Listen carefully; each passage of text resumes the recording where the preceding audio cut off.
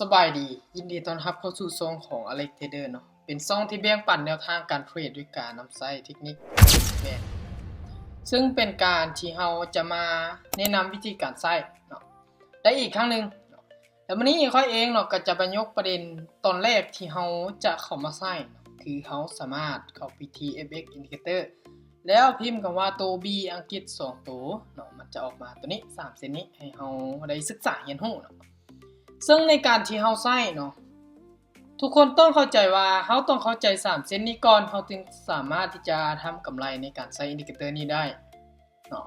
ซึ่งค่อยจะปักเนาะจุดที่เข้านี้เป็นลิงก์ในใต้คอมเมนต์ของคลิปวิดีโอนี้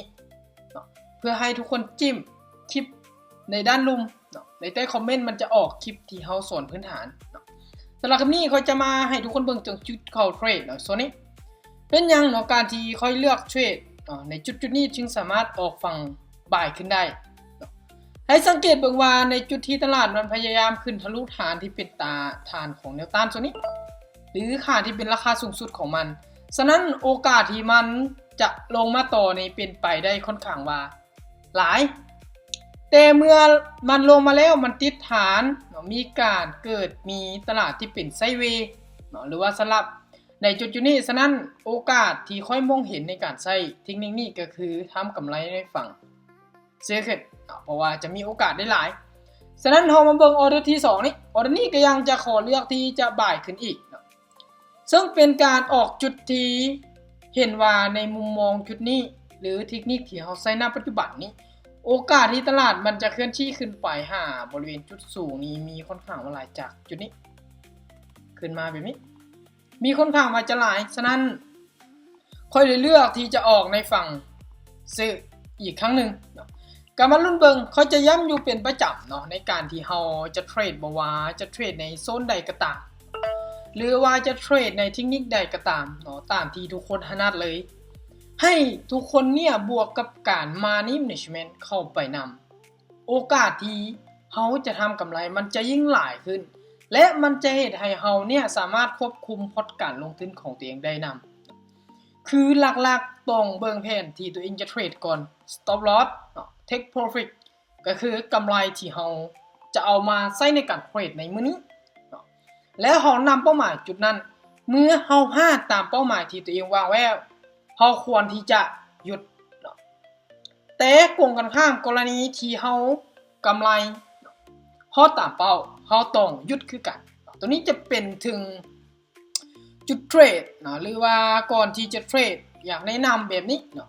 ถึงหากว่าเราจะเสียบไปในออเดอร์ใดออเดอร์หนึ่งหากว่าเรามีการMoney Managementเข้าไปสวยคอยการันตีให้หลายๆคนเนี่ยจะสามารถจะมีกำไรทุกคนลองสังเกตเบิ่งจากพอร์ตที่ค่อยเอามาตั้งแต่ต้นคลิปวิดีโอนี้มีแต่500เหรียญแล้วค่อยมาเทรดณปัจจุบันยังเหลือ9เหรียญจากที่กำไร24ฉะนั้นเมื่อเฮาพลาดออเดอร์นึงออเดอร์นี้เฮาควรที่จะไปจักเหรียญก็คือจะไปอยู่30เหรียญจากที่เฮาเสียไปฉะนั้นในออเดอร์นี้มองเห็นว่าจุดมันจะลงมาสูงก็เลยเลือกที่จะตามเทคนิคหรือวิธีการตัวเองเลยหากคนใดที่อยากให้เฮ็ดคลิปวิดีโอแบบใดอีกบ่ว่าจะจุดเทรดว่าจะพื้นฐานสามารถจะคอมเมนต์ในคลิปวิดีโอนี้ในใต้คอมเมนต์เดี๋ยวเขาจะเข้าไปเบิ่งแล้วก็จะเฮ็ดคลิปวิดีโอที่จะมาแบ่งปันให้อีกเพิ่มเติมในทุกๆมื้อเดี๋ยวมาเบิ่งกันว่าออเดอร์นี้จะสามารถจะเปลี่ยนไปตามที่เราวิเคราะห์บ่ค่อนข้างที่จะมั่นใจว่ามันจะสามารถที่จะลงมาเป็นแดงให้เอานี่แบบสบายเลยแต่โอเคถือว่าจากพอร์ต500เทรดขึ้นมาบริหารเงินไปอยู่ออเดอร์เดียวสามารถเติบโตเป็น37ฉะนั้นจุดนี้จะเป็นจุดดีให้กับการเทรดของตัวเองหากว่าคนใดที่เทรดแล้วมีกำไรบ่ควรอยู่กับตลาดทุนค่อยเองก็จะเทรดให้ทุกคนเบิ่งเพียงประมาณ 4-5 นาทีก็จะได้หยุดเพราะว่าหยังการที่เฮามีกำไรแล้วเขาบ่หยุดมีโอกาสที่เฮายิ่งจะเสียหลายอีกซึ่งในนี้จะทำกำไรในฝั่งขายอีกออเดอร์นี้ไป70เหรียญเป็นจุดที่ค่อนข้างว่ามีการกลับตัวของตลาดค่อนข้างว่าเองมีแห้งขายในของมาหลายค่อยเลยออกออเดอร์ที่ว่าใหญ่น้อยนึงหากว่าผิดพลาดก็มีแต่ค่อยจะมาบริหารถึง สำหรับคนใดเนาะที่เบิ่งคลิปใน YouTube นี้แล้วเนาะหากว่าอยากให้ข้อยเฮ็ดคลิปการบริหารเงินบ่เนาะจากงบเท่านี้เท่านี้แม่นสามารถคอมเมนต์เนาะข้อยก็จะมาแบ่งปันให้เนาะเป็น EP หรือเป็นคลิปไปเนาะในช่องนี้สามารถที่จะถ้าหากว่าบ่อยากพลาดอีหลีเนาะอย่าลืมเลยกดติดตามแล้วทุกคนจะบ่พลาดคลิปดีๆเนาะเมื่อเฮาอัพลงไปมันจะแจ้งเตือนให้กับ YouTube ของทางเลยโอเคถือว่าณปัจจุบันจาก 1,500 เติบโตคืนสู่600เหรียญเป็นเทียบห้อยเนาะการที่เฮาเทรดว่าเดี๋ยวมาเบิ่งสรุปรวมกำไรที่เฮาได้มื้อนี้ก็คือ500เหรียญเทรดไปช่วงเช้าอยู่2ออเดอร์เนาะเขามาเริ่มอยู่ในนี้ชัวร์ใส่อินดิเคเตอร์นี้เป็นประจำเลยแหละเนาะคนใดที่ยังบ่สามารถที่จะใส่มันเป็นเนาะบ่สามารถที่จะหากำไรจากเทคนิคนี้สามารถเข้ามาติดตามและเบิ่งคลิปวิดีโอของข้อยให้มันเข้าใจให้หลายขึ้นเนาะแล้วเอาไปใส่ในเดโมก็ดีในบัญชีจริงแต่เอาพอร์ตน้อยเข้ามาก่อนเนาะแล้วทุกคนจึงจะเป็นจึงจะสามารถที่จะใส่มันได้อีหลีเนาะเดี๋ยวเราจะได้เดินกันต่ออีกประมาณนึงเนาะค่อยก็จะพาทุกคนหยุดเนาะออเดอร์ใดที่ออกไม่ถือว่าใหญ่จะเป็นออเดอร์ที่ค่อนข้างว่ามั่นใจในระดับที่ว่าสูงจึงกล้าออกออเดอร์เนาะออเดอร์นี้ก็จะเดินอยู่24เนาะในการเดินเงินในจุดนี้เนาะจุดที่มักเทรดโซนนี้ก็มักจะมีโอกาสในการทำกำไรซื้อขึ้นต่อเนาะมีการรีเจ็คไซด์แบบนี้นี่ส่วนหลายมักจะซื้อเนาะในโซนนี้แต่ก็มาเบิ่งเนาะก็มีโอกาสอยู่ที่มันจะพักดันราคาลงมาโตเหมือนกับโซนอดีตของมันพยายามลงมาบนทะลุก็คือ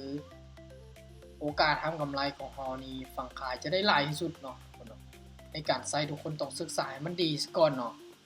เดี๋ยวมาเบิ่งหากว่าพลาดเท่ากับบริหารเงินขึ้นไปต่อจะบวกกับการบริหารนี่จะเป็นสิ่งที่เคียงคู่กันไปแล้วก็จะเป็นสิ่งที่ดีต่อผลการลงทุนของเฮาบ่จ้าพอที่เติบโตเนาะปัจจุบันก็ลดลงเนาะฉะนั้นค่อยก็จะเดินไปอีกอยู่ที่55เนาะ55ดอลในการเดินเงินในออเดอร์นี้เนาะมาลุ้นกันเนาะเบิ่งแต่จุดเทรดนี่หากว่าเฮาเข้าในโซนนี้นี่อนาคตตลาดนี่จะมีโอกาสนี้จะลงมาต่อค่อนข้างว่าสูงเลยโอกาสที่มันจะลงมาต่อนี่สูงหลายเดี๋ยวมาลุ้นเบิ่งว่าจะลงมาตามที่ได้บอกบ่เนาะเขามั่น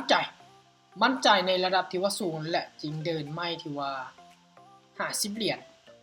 ก็มาเบิ่งนำกันโอกาสที่ตลาดมันจะลงมาค่อนข้างว่าเป็นแนวโน้มที่สูงหลายเนาะมาเบิ่งในจุดนี้นำกันเนาะคนใดที่ได้เข้ามาแล้วเนาะฝากกดติดตามช่องนี้ไว้เนาะเพื่อบ่พลาดคลิปดีๆที่จะมาแบ่งปันให้เรื่อยๆเนาะโอเคถือว่าเป็นการเทรดที่ว่าดี